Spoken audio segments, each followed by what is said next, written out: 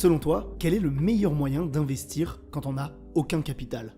Ok, très bien, ouais, c'est une bonne question. Effectivement, on pense que l'immobilier, c'est pour les riches. Il faut avoir de l'argent pour investir et c'est totalement faux. Justement, ça c'est une des premières croyances. On a la chance en France d'avoir ce que j'appelle le paradis bancaire. Je pense que j'en suis, entre guillemets, un bon exemple.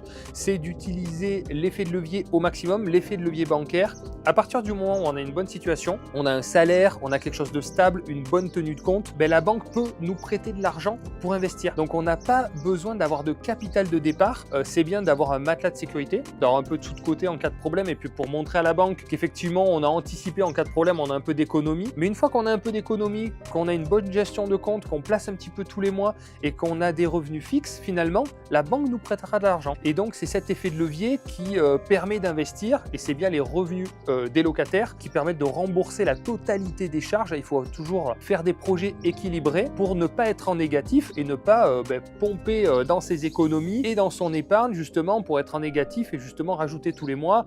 Et là, ça mène un petit peu au blocage, peut-être à la catastrophe. Donc il faut bien réfléchir aux équilibres financiers et après utiliser les effets de levier en fait.